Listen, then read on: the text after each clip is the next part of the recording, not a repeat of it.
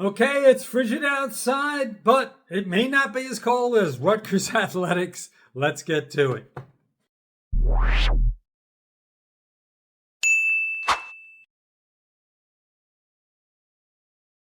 Okay, I hope you all enjoyed a good weekend, albeit a snowy and frigid one. We have mid and late January weather, at least in North Jersey. In early December, I'm dreaming of a white Christmas. I think we had one last year, a couple years ago. Nonetheless, let's get to it. Couple things to cover in Rutgers news.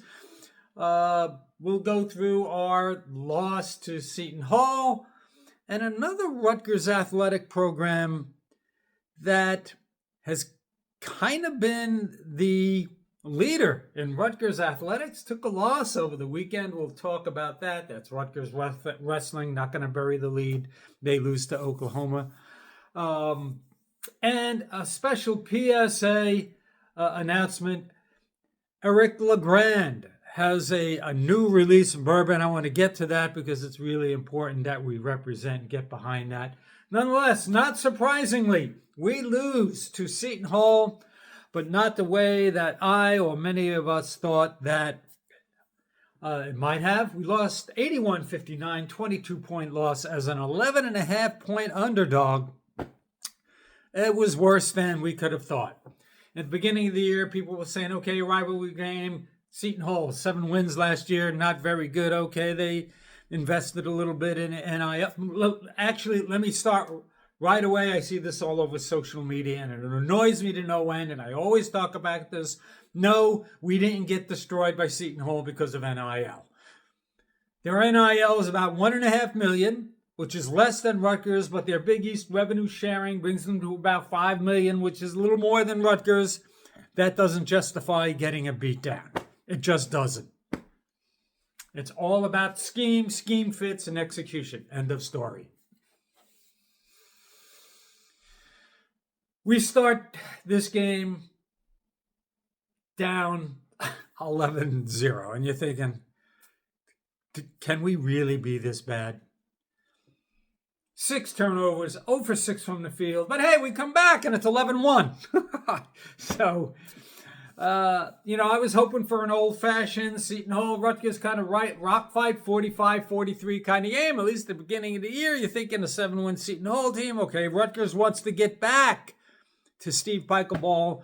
Was not to be.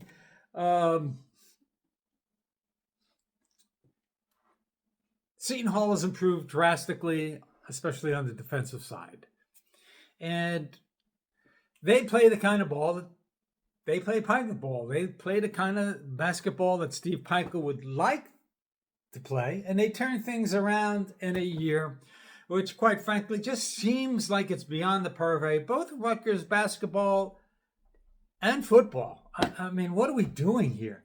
I'm not going to do a deep dive like against our loss to Michigan. We're just not good. So breaking everything down, it really doesn't mean anything. You know about the things that when we don't do well at, we're going to lose. We were 6 of 15 from 3, 40%. So that wasn't the major bugaboo. When we were 68% from free throw, which for us is pretty good. But the big thing to me is we're not a big team, Big Ten team. We're not physical. We don't play tough inside. We don't rebound. We're not grinders. We don't play defense. We can't defend a 3. Opposing guards are killing us. I want to say it was like Seton Hall scored 52 or 54 points in the paint. I mean, we're getting destroyed in the paint. Killed on the boards, out-assisted 19-9. 18 turnovers. We shot 35%, typically another bugaboo with us as our shooting. We're just inconsistent, and I've talked about this ad nauseum. Half to half, player to player, game to game. Multiple, again, how do you have like a starting lineup where 2 or 3 starters don't score in the first half? What is that? I don't even forget about all the abstract stuff about who you got in the portal, NIL, revenue shot. You can't hit a bucket as a collegiate basketball player. It seems that Coach Peichel is struggling to find the secret sauce, the combinations. Now, I know he wanted to extend the lineup, not have a starting lineup and you rotate guys in and out. Okay, fine. But when you're stumbling and fumbling to find a core set of guys that you can depend on to deliver the kind of ball and play the style and identity you want them to play, that's a problem. That's concerning. All right, again, up and down, tale of two halves, tale of two games, tale of two teams. Dennis Bottle out. So 0 points, 1 rebound, gets 3 minutes, gets pulled out. Agboli, 3 points, 8 rebounds. Tariq Francis gets a start over Jake Mike and promptly turns the ball over multiple times. Jay Mike, for all his, we've kind of been critical of him, his 3-point shooting, a little bit erratic. He's not going to turn the ball over that way. He had Tariq Francis, 6 points, rebound, and assist. Not productive enough. The Big Ten play is going to be scary. Harun Zierno, another up and down guy with the past few games, starting to get productivity. He's starting to heat up, become more consistent, but I'm not necessarily going to be throwing bouquets that way yet. He had 15 points, 4 for 8 from 3. Okay, great. We think someone who can shoot 3, but if you're going to play Steve Peichel, well, just play in the Big Ten. You can't be a defensive liability. You got to be a playmaker. No rebounds and 0 assists in 35 minutes. So it seems to me he should be a sixth man. He should be coming off the bench to give you that shooting, 3-point shooting element that we seem to be missing. Not exactly Steve Peichel ball. Dylan Grant, and another story of tale of two halves, tale of two games. Gets off the slow start. I believe he had 0 points again in the first half, wound up with 12 points. Harun Zierno and Lino Mark. I don't want to call it a breakout, but he had some productivity. Virtually did all of the scoring for Rutgers in the first half, except I think Bryce Dortch might add a bucket. Lino Mark provided some spark. He had 10 points, 3 for 6 field goals, but he hit 4 for 4 from free throws, which to me, yes, hit your free throws. Love that. Caden Powers, another example of up and down game after 13 points against Michigan, which he shot 5 for 16. He had a J. Mike kind of night, throwing shots up. Gets 2 points on 1 for 6 shooting. Now, I get it. He needs some time to develop and smooth out his process, but and I like him. I feel he can be that 2 guard that we can count on for some points, but again, this team is kind of erratic, inconsistent, player to player, half to half, game to game.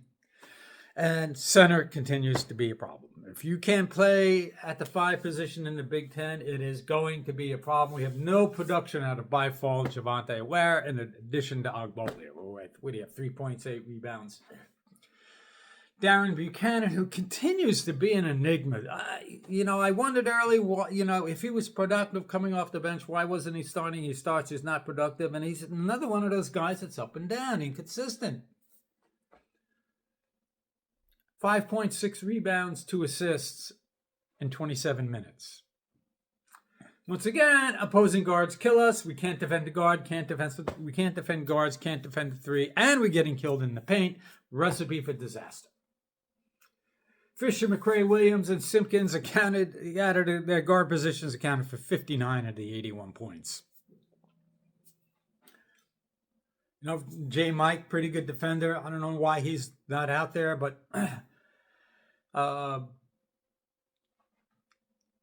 damned if you do, damned if you don't with J. Mike. So if we can't defend playing the kind of game that Steve Pikiell wants to play. And by the way, he probably should play in the Big Ten. We're toast. So, not going to break it all down. It's kind of pointless. We're just not very good. If we're going up against a top half of the Big Ten team and we lose close, then we can break down and decipher the advanced analytics and statistics. But it's kind of pointless. We're just not good. Plain and simple.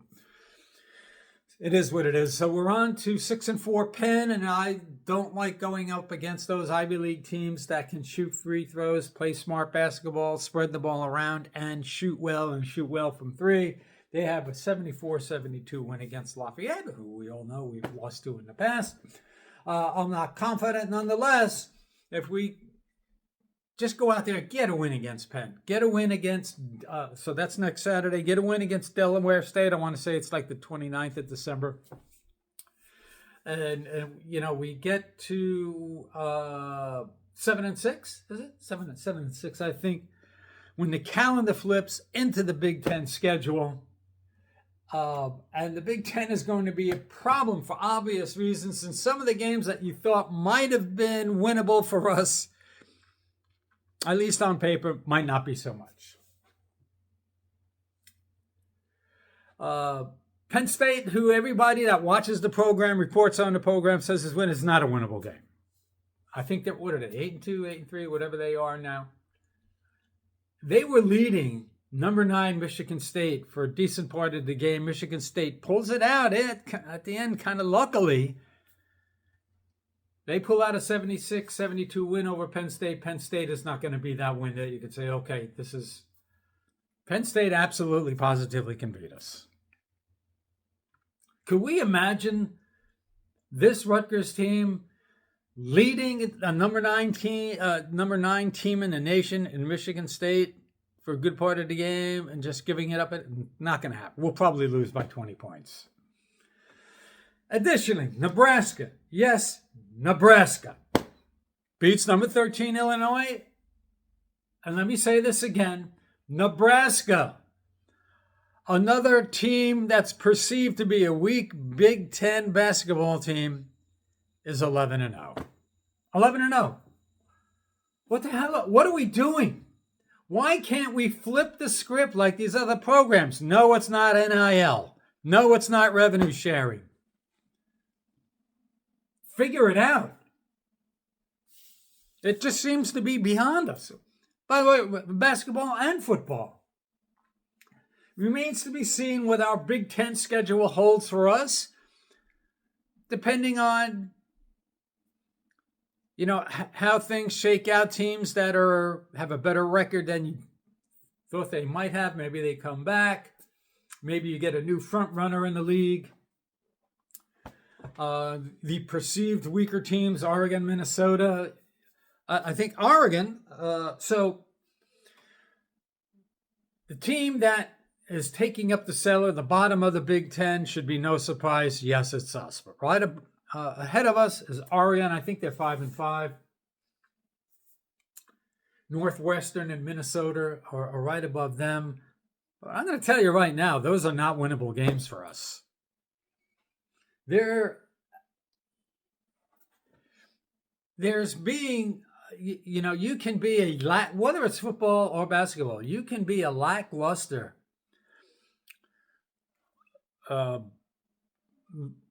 bottom half of the league kind of program, but still be competitive in certain games, especially against good competition. For some reason, we'll lose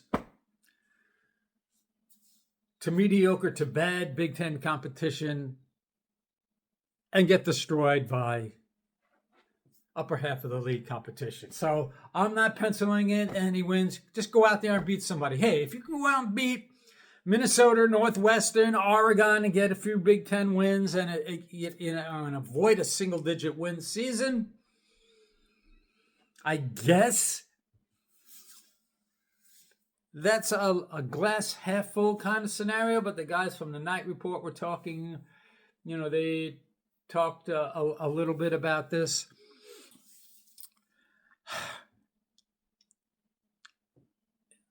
I don't really going forward, I originally predicted, 15-17. You don't have, just be who you're supposed to be. Yes, we're going to lose some games we shouldn't, but maybe you win a couple games you shouldn't. 15, 17, 14, 18. I'm not sure that's in the cards. Just go out there and beat somebody. We talk about this, whether it's football or basketball. Other teams, mediocre, less than mediocre, they still manage to get some wins. We just got to find a way to do that, and that means developing consistency and finding who your rotation is going to be. If you need to start Lena Marks, get Caden Powers in there more, let's go, because it's just not working out for us right now. So basketball, probably, not going to be very good this year, but probably less painful than last year, because at least this year you expected to be bad. How bad is a whole nother story. On to Rutgers wrestling, a loss over the weekend, and this is a bad sign, because when one of your better programs, ranked number 12, loses to number 20 Oklahoma, with Brian Soldano, who transferred to Oklahoma, getting a big win to help beat Rutgers 19-14. Oklahoma rallied late. We were up big. That's kind of like football. We were up. We were leading, and we gave it up late. We were up 14-6. Oklahoma gets wins at 174, 184, 197, and 285 to pull out a late victory. And once again, we lose 5 out of 6 by less than 4 points. Kind of sounds like football, right? To ranked opponents, number 13, Dylan Shava, he was dominant with a major decision. Andrew White at 157 gets a major decision. And we were up 11-6. Ryan Ford steps in. He gets a big win at 165. But Oklahoma starts his comeback at 174. And Brian Soldano beats Shane Cartagena-Walsh. That kind of catapulted Oklahoma forward by Soldano winning on a late takedown that was kind of challenged, and we lost. Remy Cotton loses a major decision at 197 to give Oklahoma the lead, which they would never give up. And then Hunter Kotka forces extra time but loses to Juan Mora, sealing the 19-14 Oklahoma victory. And if wrestling can't take the next step, another one of those things where we're pretty good, typically ranked top 15, top 20, sometimes around top 12, and can't get to that next step. Are we going to be Penn State? No. Iowa? No. Michigan? No. Virginia Tech came out of nowhere last year. There's something endemic, culturally engendered with Rutgers athletics, that even when we start to take step forwards, we just can't get to the next step. And I'm not sure why that is. When you look at, we talk about football in Illinois and how they took the next step. Watched a whole special on that yesterday, and I've talked about this a million times. Maybe that'll be a separate video. How Illinois was able to, in a matter of a couple years, turn their programs around without having an Ohio State budget or talent level. Yes, Illinois, who has 8 starters with 0 stars. 0 stars. They have 2 4-star guys, no 5-star guys. Ohio State has, 4 or 5 5-star starters, and a lineup filled with 4 and 5-star guys. But somehow Illinois was able to turn it around. It's because of recruiting guys that fit their scheme, not just the culture, fit the scheme, put them in positions to play to their strengths. Their offensive line, all 6'4" or above, or 309 pounds or above. So they got the big boys up front. These are experienced guys, all not highly rated 4 and 5 star guys. They're experienced, who have a coaching staff that's been together and experienced and puts them in positions to win, to be able to execute what it is they do well. It's not rocket science. I'm not going to rant on that just yet. On to the next bit of business. Public service announcement for one of our guys, and Eric Legrand has a new release. We got to get behind this, because Eric could always use some help expanding his footprint in New Jersey, which you would think would do pretty well, but we need to expand Eric's placements in the marketplace, and we have the Scarlet Knights, Eric Legrand, 5-year bourbon whiskey. Done a bunch of events with Eric, and it's not just about, a whiskey with a good story. It's actually pretty good. We had an in-store sampling with him last week. As you may or may not know, I'm in the wine and spirits business. I'm a WSET certified guy. This is a limited edition Scarlet Knight bourbon for you bourbon guys and gals out there. Aged 5 years, 92 proof, and it's actually really good bourbon. It's not expensive. You're going to find it in that $40-ish to $50 range. It's a type of bourbon, in my humble opinion, that if you're new to bourbon or you're looking for something for cocktails, it's going to be fantastic. But it's also for the guys that, the bourbon geeks, because the palate is just rounded and lush and smooth, and it has those terrific aromas and flavors of caramel and honey and vanilla with a touch of oak. Just really smooth, really good sipping bourbon. Kick back. It's 15 degrees outside. This is something that you can enjoy on a regular basis as something to sip or add to your cocktail. So let's get behind Eric's limited edition Scarlet Knights. We have the 52 at the top, the Rutgers Block R. It's actually really good bourbon. So when you're out and about and you're looking for a holiday, Christmas gift present for that bourbon lover in your life, or you just wanted to give it to sort of represent Rutgers and Eric, let's get to it. Let's give Eric a little bit of help here. Should be in a lot more, should be placed in a lot more stores than it actually is. So we need to help the sales move along. Everybody enjoy the week. Hope we get through this frigid weather. We might get some rain on Thursday around 50 degrees before it drops down to freezing cold temperatures again.